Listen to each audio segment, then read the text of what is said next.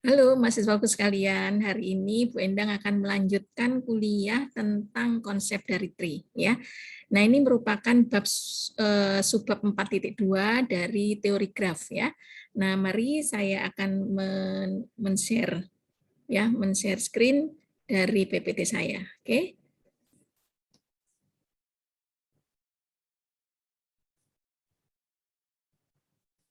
Ya, sudah kelihatan. Nah, sekarang saya akan menjelaskan sebuah materi dari tree yang berjudul tentang on-counting tree. Ya, nah pada perhitungan tree ini pada tahun 1857 ini awalnya ditemukan oleh Arthur Kelly. Pada waktu itu dia menemukan tree saat dia akan menggambarkan isometri dari molekul hidrokarbon jenuh CkH2k plus 2 ya. Nah, secara ilmu kimia, valensi unsur kimia C adalah 4, sedangkan unsur H adalah 1. Nah, jumlah vertex dari graf yang merepresentasikan molekul tersebut adalah N, ya, N adalah jumlah vertex, sama dengan 3K ditambah 2. K ini menunjukkan jumlah komponen. Ya, dan jumlah semua edge-nya adalah menjadi seperti ini. E sama dengan setengah dari jumlah derajat. Nah, kita kan udah tahu ya bahwa bahwa H itu sama dengan setengah kali jumlah derajat. Nah, sekarang jumlah derajatnya adalah berapa? Setelah dihitung ada 4K plus 2K plus 2. Nah, setelah dihitung semua, setengah dikalikan 4K, 4K tambah 2K itu adalah 6K, dikalikan dengan setengah, sama dengan 3K, 2 dikalikan setengah, sama dengan 1. Jadi 3K plus 1. Ya, jadi dapat dilihat kalau saya punya jumlah vertexnya sama dengan 3K plus 2, sedangkan jumlah edge-nya menjadi 3K plus 1. Apa artinya? Artinya bahwa graf terhubung dan jumlah edge 1 kurangnya dari jumlah vertex, maka tentulah graf tersebut adalah tree karena dia tidak terjadi cycle, ya, seperti itu. Oke, nah jadi di sini kalian sudah memahami apa yang dimaksud oleh Arthur Kelly ya. Jadi dia mau menyusun tentang valensi unsur kimia dari C dan H dari hidrokarbon ya, seperti itu. Oke. Nah, sekarang dengan jumlah vertex N sama dengan 4 sebagai contoh, berapa tree yang dapat dibentuk?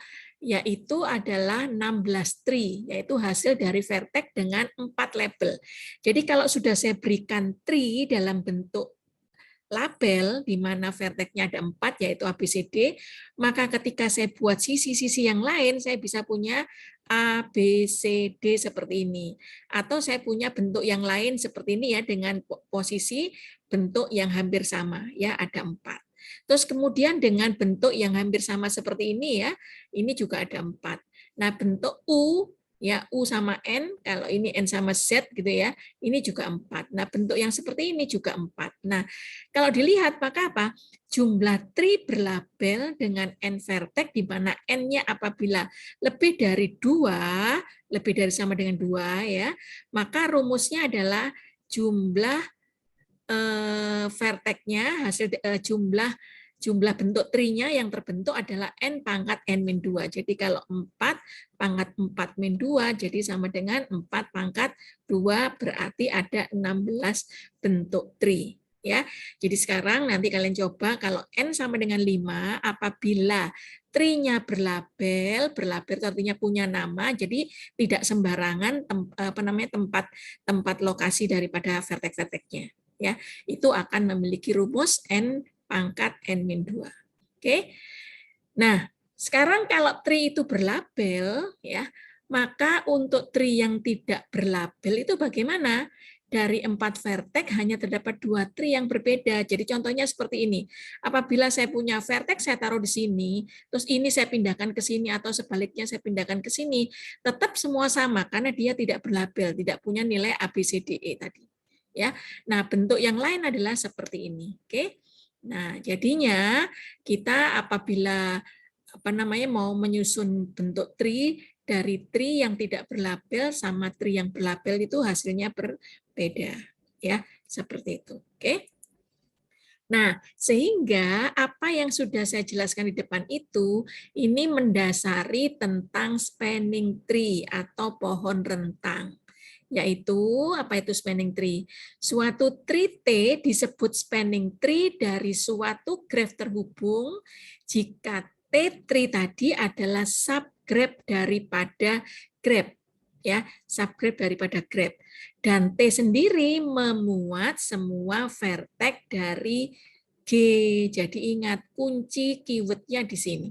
Ya, jadi seandainya saya punya tree seperti ini, gitu ya, atau saya punya graph seperti ini graph, ya, saya punya graph. Maka ketika saya jadikan subgraph, saya bisa punya bentuknya seperti ini, ya. Jadi saya buang di bawah. Nah, ini adalah tree, betul? Kalau saya buang seperti ini, nah ini juga saya punya tree, ya. Ini adalah graph. Oke. Nah, tree yang ada di sini namanya adalah subgraph. Tapi berhubung saya punya 3 vertex di sini, vertex 1, vertex 2, vertex 3, dan ini pun juga vertexnya sama, 1, 2, 3, maka ini dinamakan dengan spanning tree. Jadi apa artinya? Artinya bahwa spanning tree T gitu ya, spanning tree T itu memuat semua vertex dari bentuk graph G. Ya, seperti itu. Oke, jadi misalnya sekarang saya punya lagi bentuk yang lain, katakan gini ya. Ini adalah vertex A B C D gitu ya. Maka misalnya saya mau membuat bentuk tree-nya seperti apa? Nah, bisa saja kalian punya seperti ini, oke? Nah, vertex-nya tetap disebut semua. Saya punya ini. Nah, ini membentuk tree karena tidak ada cycle. Ya, jadi ini adalah spanning tree-nya. Jadi nanti kalian akan membuat spanning tree ini. Ya, jadi on counting tree pada hal ini saya akan belajar, saya akan memberikan penjelasan tentang spanning tree sama tentang bipartit, ya, graph bipartit. Oke, gitu ya. Nah, sekarang subgraph yang digambarkan dengan garis merah pada graph berikutnya nanti, ini adalah ini adalah salah satu spanning tree dari graph itu, di mana sisi pembentuk spanning tree, saya beri nama B1 sampai B6, itu akan disebut dengan branch, ya, dengan branch atau cabang. Sedangkan kumpulan sisi hijaunya C1, C2, C8 disebut dengan chord. Nah, makanya ketika saya punya branch, ketika saya gabung dengan chord, nah itu akan menjadi graph itu sendiri, ya. Nah, branch di sini ya, branch kurang n ya. Branch di sini atau cabang di sini ini adalah pembentuk daripada spanning tree, ya, ini spanning tree. Sedangkan chord-nya ini bukan spanning tree. Jadi kalau digabung seandainya ini adalah tree dan ini adalah bukan tree gitu ya, maka ketika saya gabung itu akan menjadi graph. Gitu ya. Jadi kita lihat sama-sama apabila saya punya gambar graph seperti ini, yang merah ini B1, B2, B3, B4, B5, dan B6 ini ya, maka di sini saya sebut dengan branch atau spanning tree-nya. Ya, sedangkan T aksen adalah yang sisi warna hijau, ini saya beri nama chord. Ya, jadi C1, C2, C3 sampai dengan C7, C8. Ya, seperti itu. Nah, sehingga ketika ini semua digabung, maka ini dinamakan dengan G. Jadi ingat ya di sini, branch itu yang menjadi spanning tree. Oke, jadi sekarang spanning tree itu dalam satu graph itu bisa lebih dari satu, minimal ada satu, ya seperti itu. Oke, paham ya? Nah, jadi sekarang setiap graph terhubung paling sedikit, nah ini ya tadi saya katakan paling sedikit mempunyai sebuah spanning tree, ya paling sedikit. Oke, jadi sekarang graph terhubung dengan n vertex dan e sisi atau edge itu akan mempunyai spanning tree dengan branch sebanyak vertex dikurangi satu. Jadi contohnya tadi saya punya seperti ini, katakan ya. Nah, ini vertex, saya punya sisi 1, 2, 3, 4, 5. Ketika saya kurangi sisinya, misalnya yang saya kurangi adalah yang ini ya, atas sama bawah. Nah, ini saya kurangi 2 ya. Maka ini apa? Sudah spanning tree karena di sini tidak membentuk cycle, dia membentuk tree, kemudian vertex-nya ini sudah semua tertulis ya. Demikian juga kalau tadi saya buat seperti ini, oke. Nah, ini saya buat seperti ini ya. Nah, ini juga bentuknya spanning tree ya. Dan seterusnya. Oke ya. Jadi sekarang apa yang terjadi? Yang terjadi adalah ketika saya punya brand sebanyak N-1, jadi contohnya seperti ini, ya, maka chot-nya akan sebanyak H dikurangi N plus 1. Ya, N-1 kalau dijumlahkan N, ya, min kali min 1 hasilnya jadi plus 1. Sehingga contohnya misalnya saya punya 7 vertex dan edge-nya 14. Maka jumlah brand-nya berapa? Selalu sama dengan jumlah vertex-nya dikurangi 1, itu branch-nya, ya jadinya 6, sedangkan jumlah chots-nya adalah E min N plus 1, jadi E-nya 14, dikurangi 7, ditambah 1, maka jumlahnya 8. 6 tambah 8 selalu sama dengan 14. Jadi sama dengan edge-nya kembali. Oke. Paham ya? Jadi brand sama chot itu kalau digabung akan sama dengan jumlah sisi-sisinya sama dengan di graph tersebut. Oke ya. Nah, jadi sekarang kalau kita buat general ada istilahnya rank dan nullity. Ya, rank dilambangkan dengan R sama dengan N min K. K di sini menunjukkan jumlah komponen. Ya, pada graph terhubung ya pada graph terhubung itu memiliki satu komponen yaitu K sama dengan 1 ya.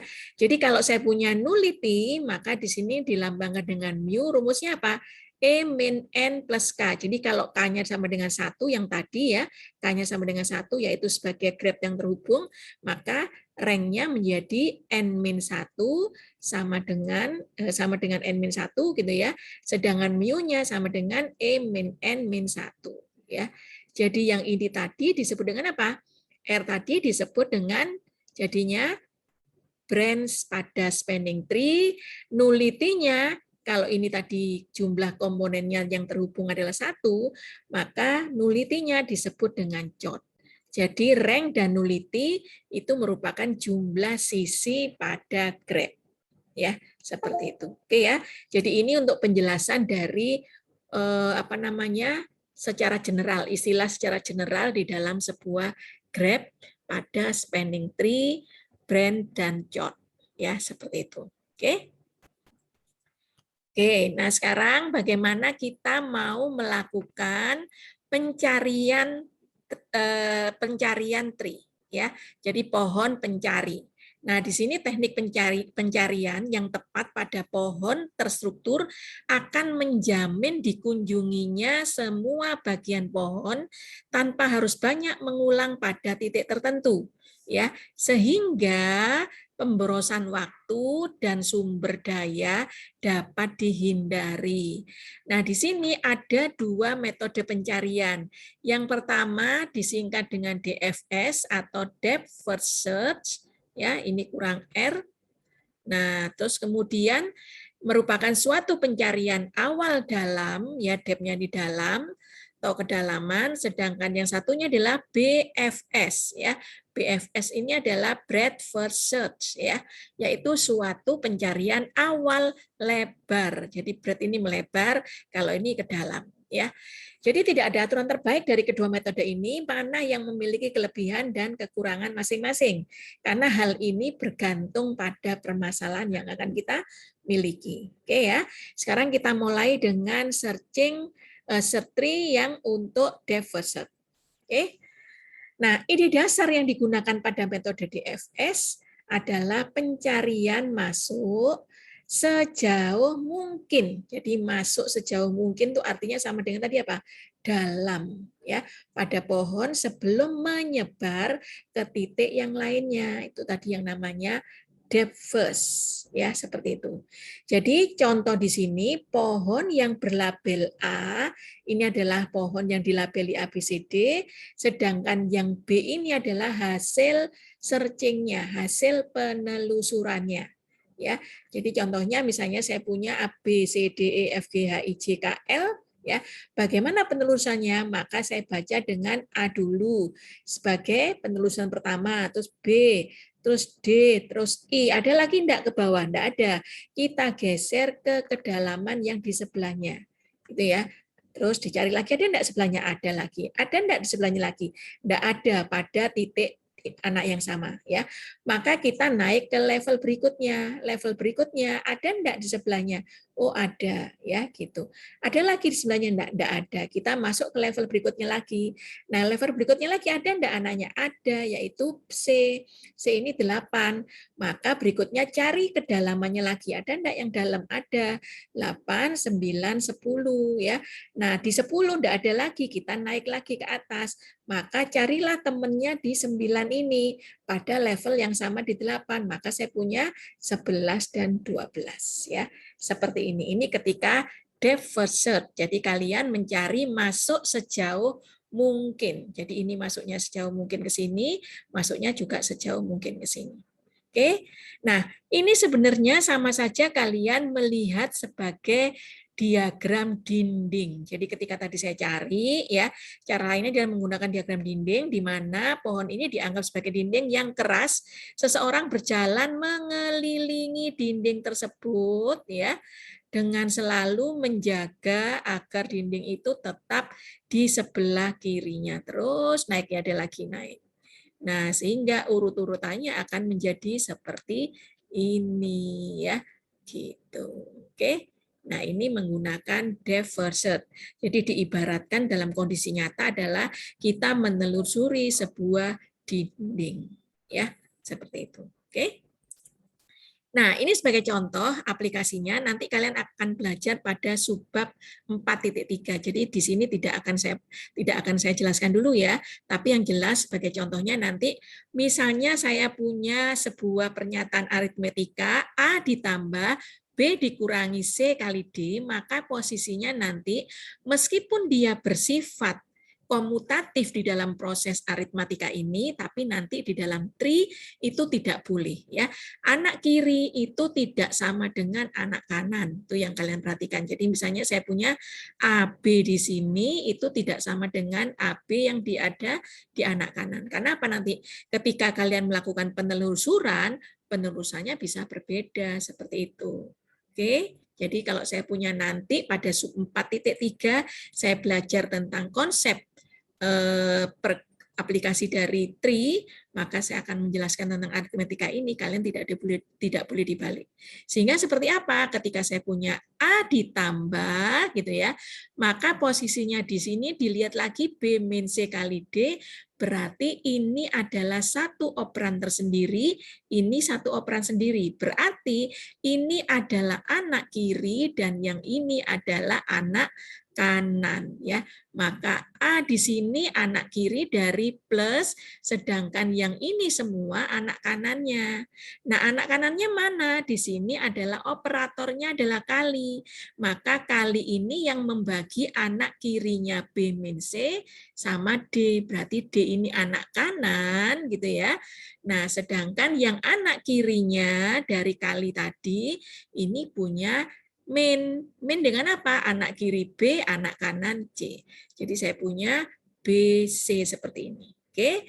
Nah, jadi ketika kalian mau menelusuri dalam bentuk depth first search, maka posisinya adalah seperti kalian tadi berjalan di dalam diagram dinding tadi seperti ini, ya. Gitu. Oke. Berarti sampai sini dan seterusnya, ya. Jelas ya? Nah, sehingga pohon binirnya akan menjadi seperti ini. Oke, nanti akan saya jelaskan lebih lanjut lagi di bab sub 4.3 ya. Jadi sebenarnya ini merupakan apa yang saya jelaskan tentang on counting tree itu merupakan dasar dari aplikasi yang nanti saya jelaskan. Oke. Nah, ini berikutnya masih DFS ya. Prosedur pencarian dengan DFS dapat digunakan untuk pencarian spanning tree pada graph terhubung ya. Di mana sini gap terhubungnya misalnya saya punya ini adalah graph terhubung dengan satu komponen tadi ya, K sama dengan 1.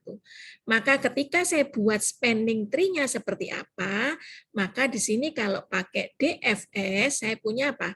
kedalaman sejauh mungkin gitu ya. Sehingga misalnya sekarang saya mulai dari 1, saya tuliskan di sini aja ya. 1 ke 2 gitu ya. Terus 2 ke 3. Nah, ini terus kemudian apa? Di sini masih punya 4 gitu ya. Ini 1 2 3 4. Ini maaf ini 3, terus ini apa? 5, terus ini 6, ini 7 dan ininya ke 8. Oke. Nah, ini adalah bentuk spanning tree dari graf terhubung ini. Ini adalah salah satu ya. Kalian bisa mendapatkan spanning tree yang lainnya. Oke? Gitu. Nah, yang kedua yaitu metode breadth first search. Jadi kalian apa ini? Mencari awal lebar ya, pencarian pertama lebar. Jadi apa? Metode lain yang digunakan untuk pencarian BFS ini adalah metode pencarian selebar mungkin sebelum masuk ke titik yang lebih dalam. Kalau tadi sedalam mungkin ya, kalau ini selebar mungkin. Jadi pohon berlabel A ini adalah komponen apa namanya graf terhubung satu komponen dan hasil penelusurannya seperti ini ya. Jadi 1, 2, 3, 4, 5, 6, 7, 8. Jadi selebar mungkin. 9, 10, 11, 12. Oke. Nah, setelah ini maka dari sini dari sini kalian akan bisa mencari bagaimana prosedurnya ya. Ini prosedurnya, yaitu untuk pencarian spanning tree pada graf terhubung dengan metode BFS. Ya, saya punya graf terhubung yang sama kayak tadi. Bagaimana sekarang cara mencari spanning tree-nya? Jadi misalnya saya mulai dari sini ya, saya punya 1, ya kedua ini temennya juga ke sini ya. Jadi 1, ini penomorannya ya, penomoran berdasarkan urutannya aja. Terus ini bitmulnya bahas selebar mungkin ya, terus kemudian cari ini yang ketiga, terus kemudian cari yang kelima ini, terus cari yang yang keenam ya, terus sama ini ya kedalaman ini, nah ini terus yang ke-7, oke. Nah ini nomornya tidak diganti ya, tapi dia bentuknya diganti, oke. Nah antara ini tadi ya dengan ini jadinya berbeda, paham ya? Nah, ini adalah menggunakan BFS. Paham sampai sini? Ini selebar mungkin. Jadi kalian pada posisi yang sama itu disebutkan dulu tadi ya, ini 2 sama 4. Oke, ini 2 sama 4 dulu dari 1 ini ya. Kalau yang ini adalah sedalam mungkin, ini 1, 2, 3 dulu. Ya. Nah, 3 kemana? 3 bisa ke 5, 3 bisa ke 4 setelah itu. Ya. Oke.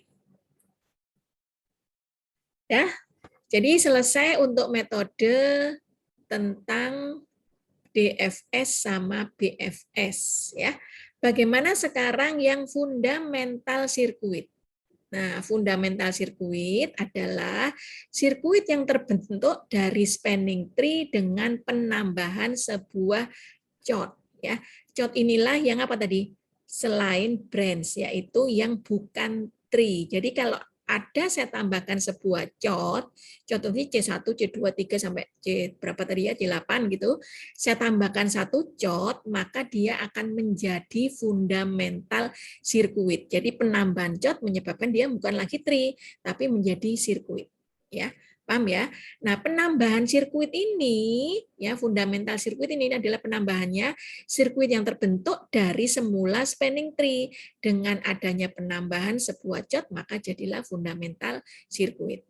Jadi sekarang sebuah connected graph atau graph yang terhubung adalah tree jika dan hanya jika penambahan sebuah sisi pada sembarang dari dua vertexnya akan terbentuk tepat sebuah sirkuit. Jadi ketika sebuah tree saya tambahkan satu chord, kemudian saya ambil lagi nantinya akan membentuk tree kembali, berarti dia itu disebut dengan apa?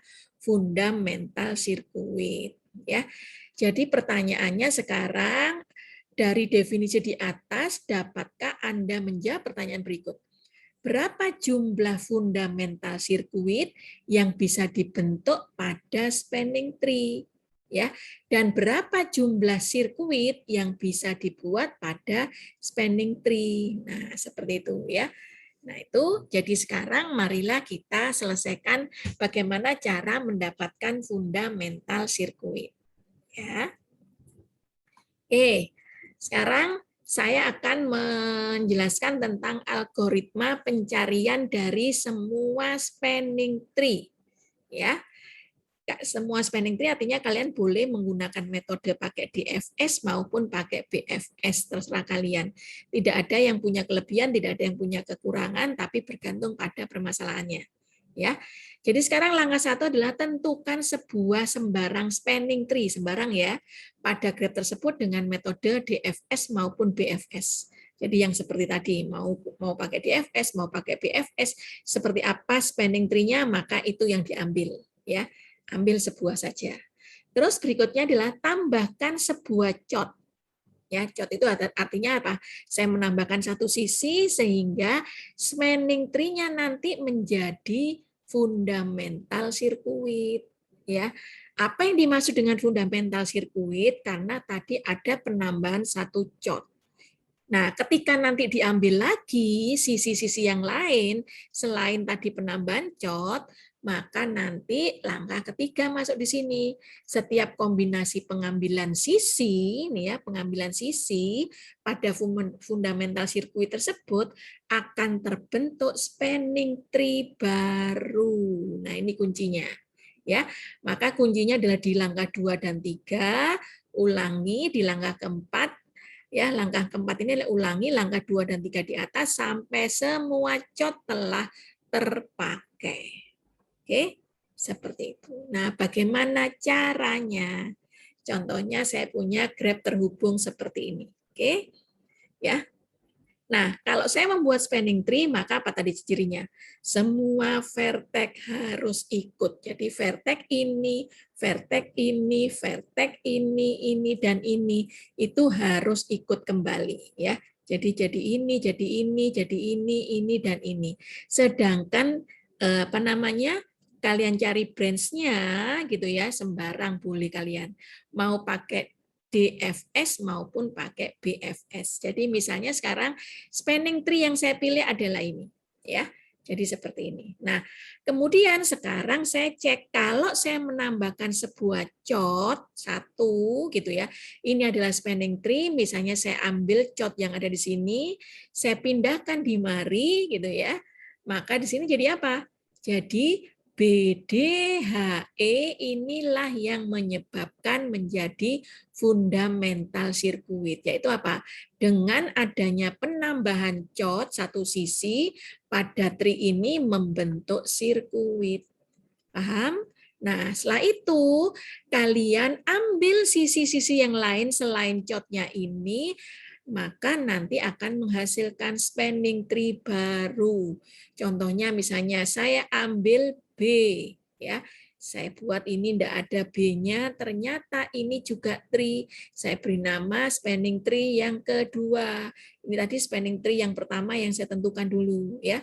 Berikutnya lagi saya punya apa? Saya buang yang D, saya B-nya saya kembalikan, D buang, ternyata membentuk tree lagi, ya.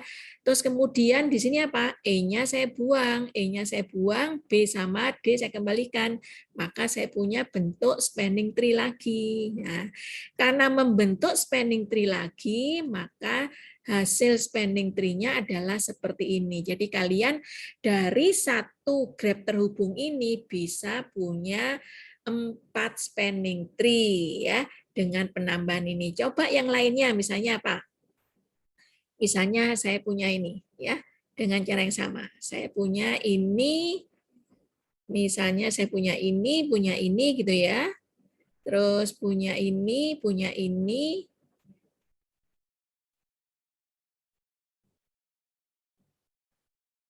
Oke, ya.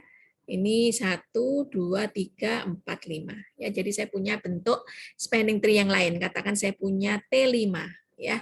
T5. Oke. Nah, sekarang saya tambahkan chart di mana? Saya tambahkan chart di mana? Misalnya saya tambahkan chart, katakan ini adalah tadi apa? A, C, E, H, ya. saya tambahkan cat aja, misalnya B. Ya. Jadi ini saya punya fundamental sirkuitnya di sini. Saya tambahkan B. Ya, jadi ini A, C, B, E, H. Ya. Oke. Jadi inilah fundamental sirkuitnya. Jadi apa yang terjadi? Maka dengan adanya penambahan B, saya akan punya spanning tree baru lagi enggak? Kalau saya buang A, maka saya buang A, saya punya ini, ya, terus ini dan ini. Oke, ini B, ini A-nya hilang, ini C, ini E, ini H. Ya. Nah, sekarang saya buang C. Ya, saya buang C. Yang B-nya ini kan adalah cot yang baru. Maka kalau saya buang C, maka akan saya punya ini, ya. Ini vertex-nya tetap ada 5. Oke. Nah, jadi ini adalah A, ini adalah B, ini adalah H, ini adalah E. Jadi C-nya tidak ada. Ternyata menghasilkan apa? Menghasilkan spanning tree baru. Jadi ini adalah T6, ini T7. Nah, coba nanti kalian kerjakan di rumah gitu ya. Kalau seandainya bentuknya lain-lain, ya bentuknya yang lain-lain. Jadi misalnya sekarang yang lain lagi, saya punya spanning tree yang lain. Ini ke sini ya. Ini ke sini. Terus ini ke sini dan ini ke sini. Oke? Ya. Jadi ini F, ini adalah C, ini adalah B, ini adalah E, ya. Itu 2, 3, 4, 5 tetap. Jadi misalnya sekarang tadi kalau kalian misalnya, Bu, saya boleh enggak menambahkan cotnya di sini? Boleh. Spanning tree-nya sama, tapi saya tambahkan cotnya di sini, gitu ya. Boleh, berarti kalian nanti akan menghilangkan A, menghilangkan C, menghilangkan E, menghilangkan H. Ya, seperti itu. Oke? Ngerti ya? Nah, sekarang kalau seandainya saya beri tutup di sini, saya tambahkan D, kalau saya punya spanning tree di sini, ya maka apa yang terjadi? Yang terjadi adalah kalian membuang F. Ya, seperti itu. Oke, membuang F saja. Ya. Berarti sampai sini, kalau seandainya saya tambahkan di sini, saya bisa membuang apa? Membuang F, membuang C, membuang E, ya seperti itu. Jadi yang menyebabkan menjadi fundamental sirkuit itu yang bisa menghasilkan spanning tree yang baru. Oke, silakan ya. Jadi nanti kalau saya punya bentuk gram terhubung, kalian saya suruh menghitung berapakah jumlah spanning tree yang terbentuk, berapakah jumlah fundamental sirkuit yang terbentuk, itu harus sudah bisa menghitung. Ya. Oke, nah silakan dikembangkan lagi pembelajarannya. Ya, saya hanya memberikan dasar-dasarnya saja, silakan belajar sendiri. Oke. Saya lanjutkan lagi. Ya, sekarang saya mau menghitung jarak antara dua spanning tree. Ya, jarak antara dua spanning tree didefinisikan sebagai jumlah sisi pada G yang ada pada satu spanning tree, tetapi tidak terdapat pada spanning tree yang lain. Ya, jadi jarak antara dua spanning tree yang dinotasikan sebagai D, distance of TI ke TJ ini ya, jarak antara dua spanning tree pada gambar berikut adalah apa? DTI TJ-nya sama dengan 3. Yang didapatkan dari apa? DTI DTJ adalah sama dengan setengah dari NTI ditambah TJ. Apa itu? Yaitu sama dengan jumlah sisinya. Ya. Jadi NTI TJ sama dengan jumlah sisi. Jadi jaraknya adalah setengah jumlah sisi. Oke. Nah, misalnya saya punya TI-nya seperti ini, ya. Saya punya TJ-nya seperti ini. Maka jarak antara dua spanning tree dapat dibuktikan adalah metrik, ya. Jadi kalian nanti buka lagi materi tentang metrik, bagaimana cara menghitungnya, ya. Ini sudah mulai masuk UTS, jadi kalian coba sekarang ini belajar yang lebih giat lagi untuk melihat catatan-catatan sebelumnya. Ya, jadi nanti kita buktikan bahwa jarak antara dua spanning tree itu adalah merupakan metris. Karena apa? Kalau jaraknya itu positif, ya. Nah, jarak itu selalu bernilai positif. Kalau jaraknya sama dengan 0 itu artinya apa? Jika TI TJ-nya itu sama persis, ya. Nah, jarak TI-TJ itu juga sama aja jarak TJ-TI, ini berlaku komutatif. Kalau ini berlaku transitif, DTI-TJ lebih kecil sama dengan DTIK plus DTKJ, ya seperti itu. Oke. Nah, ini adalah untuk perhitungan jarak antar spanning tree, ya. Berikutnya sekarang kita masuk ke ada algoritma lagi untuk menghitung weighted spanning tree, ya. Apa itu? Yaitu spanning tree dengan jumlah bobot minimum pada suatu graph berbobot disebut sebagai shortest atau shortest distance atau minimal spanning tree, ya. Jadi sama aja dengan kalian menghitung shortest spanning tree, biasanya seringkali disebut seperti itu, atau minimal spanning tree, ya. Shortest spanning tree pada graph berbobot ditentukan oleh siapa? Oleh jumlah bobot dari sisi-sisinya. Nah, seperti yang kemarin istilah bobot itu apa? Buka lagi subbab 4.1. Ya. Nah, algoritma pencarian shortest path pada graph berbobot itu ada dua, yaitu algoritma prim dan algoritma Kruskal. Ya, jadi algoritma shortest path yang berbobot itu sama dengan bednya itu punya label nilai angka di sana. Kalau seandainya itu menunjukkan sebuah nilai jarak, ya berarti dia ada punya satuan panjang, ya seperti itu. Oke. Nah, bagaimana algoritma prim itu bekerja? Algoritma prim itu digunakan untuk mencari shortest spanning tree dari graph berbobot G dengan n vertex. Sedangkan T adalah himpunan sisi dari shortest spanning tree. Ingat ya, di sini adalah kita menggunakan spanning tree, bukan subtree, ya, bukan juga subgraph atau spanning graph, tapi ini spanning tree. Jadi kalau tree kalian definisinya udah tahu, ya, yaitu sebuah graph yang khusus, yaitu tidak memiliki cycle atau sirkuit. Sedangkan spanning di sini artinya bahwa kalian merupakan subs, ya, himpunan bagian, tapi vertex-nya tidak boleh hilang atau harus ikut semua. Yang boleh hilang adalah sisi-sisinya. Oke, nah bagaimana algoritma prim bekerja? Langkah yang pertama yaitu langkah awal, tentukan titik awalnya, kemudian ambil sisi dari graph dengan bobot yang paling minimum, masukkan sisi ke dalam himpunan T. T itu adalah spanning tree. Nah, jadi kalian ambil bobotnya dulu ya, masuk ke spanning tree. Langkah kedua adalah pilih sisi berikutnya setelah kalian menyimpan satu sisi tadi. Selanjutnya, pilih sisi U ke V dengan bobot minimum lagi yang bersisian dengan vertex di T tetapi tidak membentuk sirkuit karena ini harus apa? Spanning tree, ya. Dan kemudian masukkan UV ke dalam spanning tree lagi. Langkah yang ketiga, apakah langkah ini sudah dikerjakan sebanyak N-2 kali? Jika belum, ulangi langkah 2. Jika sudah, stop. Ya, langkah 2 ini adalah kalian melanjutkan lagi tadi apa? Pilih satu sisi, cari bobot minimum yang bersisian dengan vertex di T tadi. Ya, tapi tidak boleh sirkuit. Nah, jika sudah, maka stop.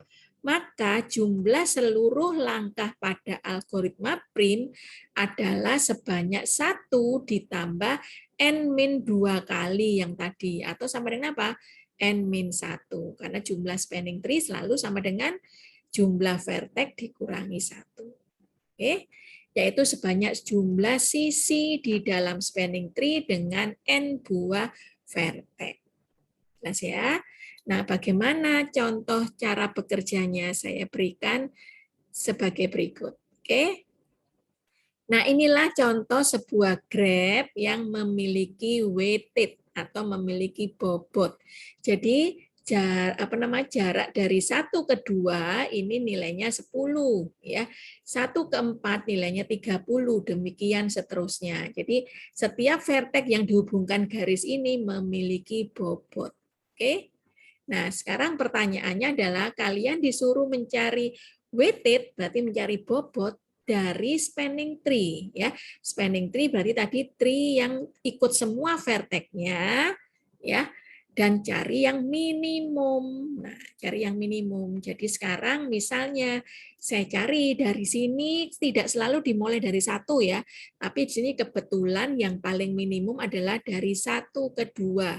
Sehingga 1 ke 2 ini saya simpan di dalam T ya. Di dalam T saya simpan 1 2. Oke, nilainya 10. Berarti ya. Nah, berikutnya adalah cari yang bersisian. Mau 1 ke 4, atau 2 ke 3, atau 2 ke 5, atau 2 ke 6. Mana yang paling kecil?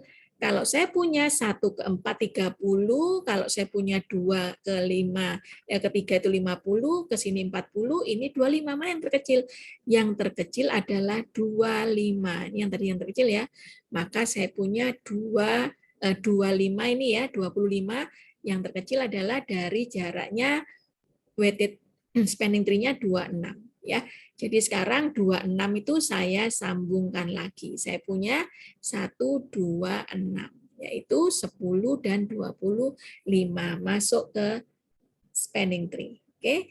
Demikian seterusnya, ini sudah saya tuliskan jawabannya ya. Nanti kalian lihat lagi dari sini dari 6 ke 4, apa 6 ke 5, apa 6 ke 3 gitu caranya ya dari sisi yang bersisian. Maka ternyata apa? Yang lebih kecil adalah 6 ke 3. Maka di sini saya punya 6 ke 3 nanti akan terhubung ya 6 ke 3. Nilainya 15. Oke. Demikian seterusnya, maka ini saya buatkan. Ini gambarnya tadi saya tuliskan kembali ya. Ini grab terhubungnya, connected grab-nya ini. Ya. Nah, sekarang kita lihat saya punya sisi 1 2 ini bobotnya 10 ya, bobotnya 10 di sini langkah 1 saya tuliskan seperti ini ya. Terus saya pilih 26 adalah yang paling kecil 25 ya, yaitu nilainya 10 sama 25. Nah, berikutnya saya punya lagi berapa? Saya punya lagi di sini kayak tadi ya, saya punya ini 25, ininya 26 ya. Nah, dari 26 ini mana? 6 ke 4, 6 ke 3, apa 6 ke 5? Ternyata 6 ini ke 3 ya, nilainya 15. Jadi saya hubungkan. Oke. Nah, berikutnya lagi dari 3 ini gitu ya, dari 3 ini kan ini spanning tree. Jadi semua vertex harus apa? Harus ditulis semua. Nah, contohnya di sini sekarang vertex 4. Vertex 4 itu mau dari 1 boleh, mau dari 6 boleh yang bersisian. Nah, dari 1 bobotnya 30, kalau dari 6 bobotnya 20. Karena 6 ini sudah terbentuk. Oke, sudah terbentuk, jadi saya pilih yang 20. Maka ini 20, saya pilih yang ini. Oke, nah ini terbentuk, sudah terbentuk. Masih ada lagi apa? Vertexnya 1, 2, 3, 4, 6, 5 yang belum. Nah, sekarang kita lihat 5. 5 bisa dari 1, 45, 5 dari 2, 40, 5 dari 3, 35. Mana yang terkecil? Yang terkecil mestinya adalah 35 ya. Maka disinilah saya punya, ini saya tulis kembali ya, ini ya 46, 30. Jadi berikutnya lagi, saya punya 35 ya, jadi ini 35-nya. Oke, jadi ini membentuk spanning tree, vertexnya tetap semua sama, jarak-jaraknya sudah paling minimum, sehingga pertanyaannya adalah berapakah bobot minimum dari spanning tree dijumlahkan semua yang tadi ini dijumlahkan. Ya, atau jumlahkan dari gambar ini 10 ditambah yang tadi urutannya 25, 25 ditambah 15, 15 ditambah 20, 20 tambah 35, totalnya 30 ditambah 40, 70, tambah 35, 105. Ya, jadi gitu. Oke, jadi spanning tree minimum yang dihasilkan tidak selalu unik meskipun jumlah bobotnya tetap sama. Jadi bergantung pada bobotnya tadi ya, seperti itu. Oke, paham sampai di sini? Nah, inilah kalau kita menggunakan algoritma prim, ya, seperti itu. Yaitu kita tentukan dulu satu sisi yang paling minimum, kebetulan di sisi 1, 2, tidak selalu dimulai 1, 2 ya, yang paling minimum, terus kemudian cari sisi-sisi yang lainnya yang terhubung dengan vertex lain. Oke. Nah, itu algoritma prim. Sekarang kalau saya menggunakan algoritma Kruskal, ya. Algoritma Kruskal ini untuk mendapat shortest spanning tree juga pada graf berbobot G, tapi dengan syarat N-nya harus lebih besar sama dengan 2. Ya. Tadi ini adalah ini salah satu kelemahannya juga, jika dia harus lebih besar dari 2 gitu ya. Nah, sebenarnya kalau kurang dari 2 ya sebenarnya tinggal grab saja ya, grabnya grab bisa langsung, nggak usah dipakai algoritma Kruskal maupun prim. Jadi T adalah himpunan sisi spanning tree. Langkah-langkahnya adalah kalian akan apa namanya di sini ya, nomor 1 langkahnya tabelkan semua sisi berdasarkan bobotnya dengan urut naik atau urutan ascending di mana T-nya masih kosong. Jadi langkah pertama kalian disuruh membuat tabel sisi-sisi dari urutan ascending dari kecil ke besar ya, jadi dicari dulu gitu ya. Terus pilih sisi UV dengan bobot terkecil pada G, di mana setiap pemilihan sisi tersebut tidak boleh terjadi sirkuit terhadap pemilihan sisi sebelumnya ya, karena kita mau menentukan spanning tree. Tambahkan sisi UV ke dalam T. Lanjutkan langkah 2 sampai N-1 kali, karena tadi kan jumlah spanning tree adalah jumlahnya selalu N-1 kali. Berarti N-1 buah sisi telah terpilih sebagai sisi-sisi pembentuk spanning tree minimumnya. Jadi langkah pertama adalah buatlah tabelnya yang urut secara ascending, lalu cara berikutnya sama seperti prim ya. Pilih bobot terkecil dulu kemudian dilanjutkan. Oke, inilah contoh dari graf yang tadi saya ulangi lagi ya. Jadi yang dari graf ini ya, dari ini graf yang terhubung tadi ya, dari graf yang terhubung tadi, maka kalian cari titiknya 1, 2, 10. Saya tulis di sini. Ada lagi enggak? 10. Oh, ada lagi 15. Saya tulis lagi 15. Itu milik 36. Atau 63 sama ya. 1, 2, 6, 3, 2, 1 boleh. Terus berikutnya lagi apa? Angka yang terkecilnya yaitu 20. Bu, bagaimana kalau seandainya ada angka yang sama? Ya enggak apa-apa, dipilih salah satu dulu gitu ya. Nanti di total jumlahnya harus paling minimum ya. Jawabannya adalah bukan dari ini, tapi dari jumlah total bobot yang dijumlahkan. Oke. Berikutnya lagi apa? Oh, berikutnya lagi adalah tadi habis 10, 15, 20. Jadi ini yang 20 yaitu 46. Berikutnya lagi mana? 25. Oh, ini 25, saya tuliskan 26. Berikutnya lagi berapa? Berikutnya lagi 30 yaitu 14 ya. Berikutnya lagi berapa? 35 dan seterusnya. Maka di sini tulislah sampai dengan yang paling besar yaitu jarak 55. Oke. Maka sekarang langkah berikutnya adalah buatlah tabel kayak tadi ya. Nah, saya jajar-jajar dulu mula-mula spanning tree-nya kosong ya, seperti di langkah 0 ini. Terus saya pilih dari sini, langkahnya adalah sisi yang terpilih yaitu 1, 2 bobotnya 10 saya gambarkan ya. Berikutnya lagi 36. Nah, berarti 36 di sini enggak nyambung masih ya 1, 2 ya. 36 yaitu terpilih 15. Oke. Berikutnya lagi saya pilih 20 yaitu 46. Saya pilih 20 seperti ini. Ini masih tidak membentuk cycle ya. Oke, 20 masuk. Pilih lagi berikutnya 25, 2 ke 6. Saya masukkan lagi ke sini 26 ya. Nah, ini 26. Oke, tidak menyebabkan bentuk apa? Tidak menyebabkan bentuk sirkuit. Oke, saya masukkan lagi 30. Nah, 30 14 miliknya 4. 14 di sini. Nah, ternyata membentuk apa? Membentuk sirkuit. Ya, 14 ini ditolak. Gitu. Ya. Terus lanjutkan lagi 35. 35 di sini ya. Nah, ada tidak sirkuit ya. Bentuk lain lagi 25. 25 ini membentuk sirkuit ditolak lagi ya. Terus 15 membentuk sirkuit ya, ditolak lagi. Oke. Terus ini ditolak lagi gitu ya. Terus berikutnya lagi 23 ya. 23 berapa 23 membentuk apa ini?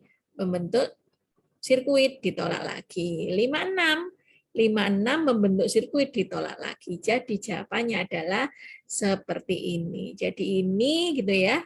Terus yang tidak ditolak tadi adalah yang 35 ini. Oke, ini ditolak dan karena sudah semua vertex sudah dilalui semua 1 2 3 4 5 6, stop, enggak usah tadi disebutkan semua ditolak enggak perlu dituliskan. Ya, seperti itu. Oke. Jadinya totalnya adalah sama. Jelas sampai sini? Ya. Ini dari graf yang sama tadi. Jelas ya bedanya antara algoritma prim sama Kruskal. Kalau algoritma prim langsung kalian cari dipilih spanning tree yang paling memiliki bobot minimum, tapi kalau yang tadi Kruskal kalian harus membuat tabel urut dulu ya, terus kemudian dari tree yang kosong ya titik-titiknya ditulis, kemudian dihubungkan dengan pilih yang minimum. Oke, itu algoritma Kruskal dan prim. Oke, jadi sekarang masalah spanning tree selesai. Kita masuk ke masalah graph bipartit ya. Nah, apa itu graph bipartit? Kalian sudah tahu ya, yaitu di mana graph yang himpunan verteknya dapat dipisah menjadi dua himpunan bagian V1 seperti ini dan V2, sedemikian sehingga setiap sisi pada G itu akan menghubungkan sebuah simpul di V1 ke sebuah simpul di V2, disebut graph bipartit dan nyata sebagai berikut ya. V1 ini di antara dirinya sendiri tidak terhubung. V2 juga demikian, di antaranya dirinya sendiri tidak terhubung ya. Tapi di antara V1 V2-nya masing-masing terhubung. Inilah yang namanya bipartit ya. Jadi dia tidak terhubung dengan dirinya sendiri tapi dia terhubung dengan orang lain. Oke. Paham ya sampai di sini? Nah, jadi sekarang ini saya lanjutkan. Ya. Graf G berikut adalah graf bipartit karena vertex-vertexnya dapat dibagi menjadi vertex 1 ABD dan vertex 2-nya CEFG. Jadi apakah ini graf bipartit? Iya, karena apa? Saya punya vertex A tidak terhubung dengan B dan juga tidak terhubung dengan D. Maka ini kalau saya gambarkan ABD. ABD sebagai himpunan V1 ya. Terus berikutnya apa? Berikutnya adalah C sama E sama F ya sama G ini dia tidak terhubung satu sama lain di dalam himpunan V2 ya seperti itu. Oke. Jadi sekarang saya hubungkan sekarang A sama siapa? A sama CG. Oh, A sama C sama G.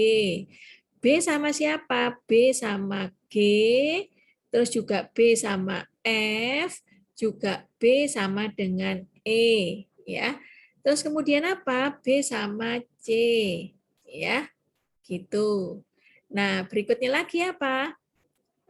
Berikutnya lagi, jadi punya 4 ya ini punya 4. Ya, ini tadi punya hanya 2. Sekarang yang D punya siapa? D punya E, ya. D punya E, terus D punya apa? D punya C, ya. Terus sama D punya G. Oke.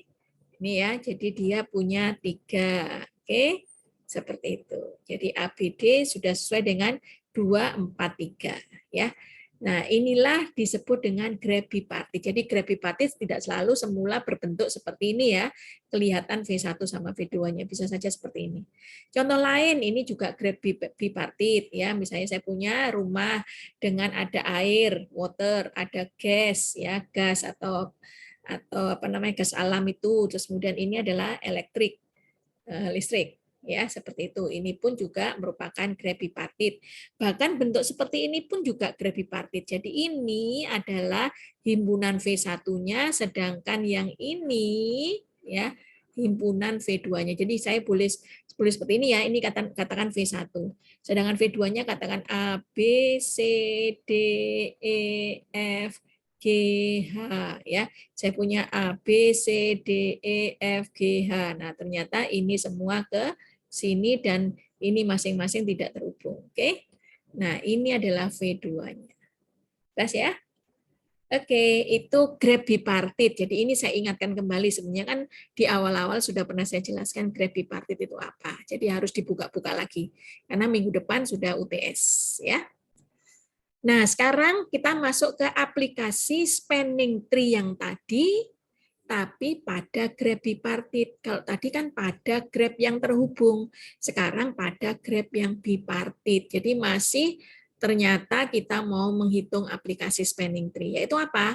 Menghitung penyangga kerangka persegi panjang. Ya, jadi ini biasanya dipelajari oleh orang-orang teknik sipil ya, ketika dia mau mengkonstruksi gedung-gedung bertingkat. Ya, diberi sangga-sangga supaya dia tidak roboh. Tapi penyangganya kalau bisa dibuat seminim mungkin supaya tidak menghabiskan bahan yang banyak. Ya, oke. Jadi saya ceritakan di sini banyak konstruksi gedung-gedung yang disangga oleh kerangka baja yang terdiri dari susunan bujur sangkar dengan tiang-tiang penopang yang dilas atau dikeling.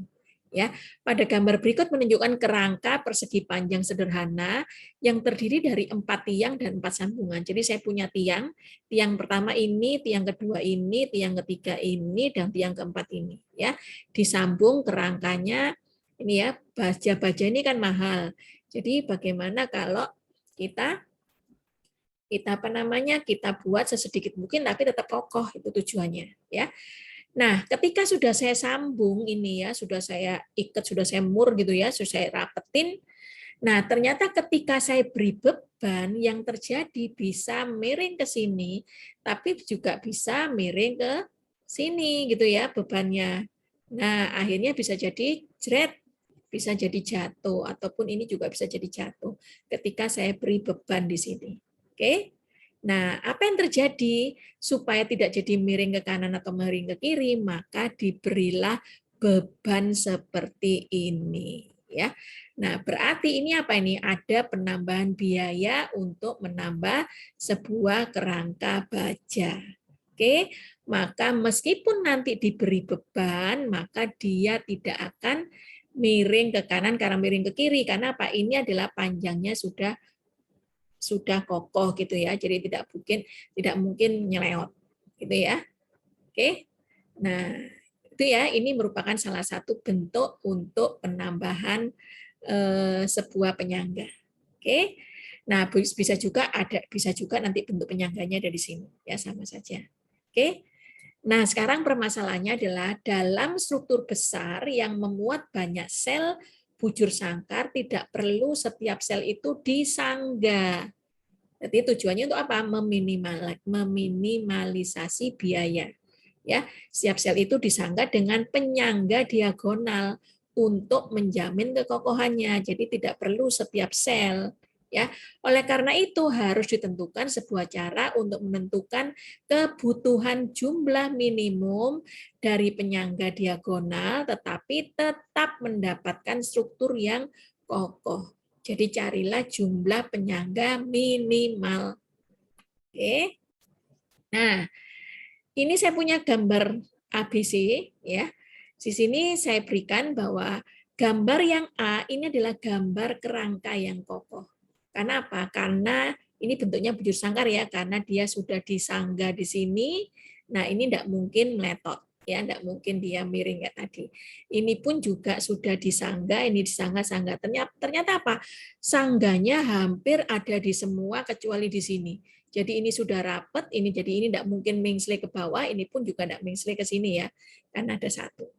Ya, nah kalau saya kurangi yang ini, saya kurangi yang ini dan ini, maka yang terjadi ada 2 bujur sangkar sebelah atas sama 2 bujur sangkar yang di bawah. Ya, yang terjadi otomatis ini bisa miring ke sini. Nah, ini bisa jadi miring ya karena tidak ada penyangga. Nah, ini pun juga jadi miring, tidak ada penyangga gitu kan ya. Maka di sini sebutannya susunan kerangka B itu tidak kokoh sehingga dapat berubah bentuk seperti gambar di sampingnya. Pertanyaannya adalah bagaimana dengan susunan kerangka C? Apakah sudah ada yang apakah ini sudah kokoh? Di sini ada dua bujur sangkar yang ada tidak penyangga untuk vertikal dan ada penyangga lagi ya, ada dua bujur sangkar lagi tidak ada penyangga lagi dan ditambah lagi ada sini tapi sudah kokoh enggak gitu ya. Di sini saya tambahkan penyangga hanya 5. Kalau ini tadi itu 2 3 4 5 6 7 8. Apakah dengan 5 ini sudah cukup atau belum? Ya. Ini pun juga sudah 5 tuh 2 3 4 5 gitu ya. Ini 5. Tapi dia ternyata tidak kokoh. Nah, kalau 5 bentuknya seperti ini, apakah tetap kokoh? Nah, cara ngitungnya adalah menggunakan spanning tree pakai graph bipartite. Ya. Oke. Nah, mari kita lanjutkan lagi. Ya. Sekarang marilah kita gambarkan bentuk bipartitnya dari gambar ABC tadi ya. Maka keterangan gambarnya adalah susunan kerangka gambar A itu kokoh karena apa? Menghasilkan gambar graf bipartit yang terhubung. Nanti ada kesimpulan yang berikutnya ya, kenapa kok bipartit terhubung menyebabkan kokoh ya. Nah, jadi sekarang kita lihat B1, B2, B3 ini menunjukkan apa? Menunjukkan kotak-kotak yang ada di sini ya. Jadi saya punya ini adalah B1 ya. B1 punya penyangga 1 2 ini penyangganya ya. 1 2 dan 3. Oke. Nah, ini yang kedua adalah jadi ini adalah B1. Yang B2 punya penyangga 2. Yang B3 punya penyangga 3 ya. Seperti itu, oke. Jadi saya beri nama B1, B2, B3. Nah, ini barisnya. Sedangkan kolomnya adalah ini ya. Kolomnya adalah ini, kolom K1, kolom K2, kolom K3.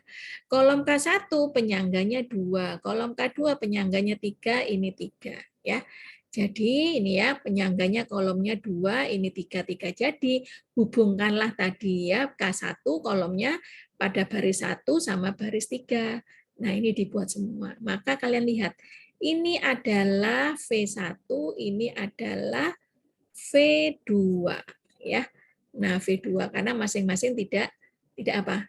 Masing-masing dia tidak terhubungkan di himpunan V1 maupun V2. Jadi ini adalah graf bipartit ya. Graf bipartit menyebabkan dia bentuknya jadi kokoh ya. Jadi dia seperti ini. Oke. Nah, berikutnya lagi sekarang saya punya apa? Punya lagi gambar yang B ya. Yang B tadi ini sama ya, ini baris 1, baris 2, baris 3, ini kolom 1, kolom 2, kolom 3. Baris 1 yang terhubung pada kolom 2 dan 3 ya.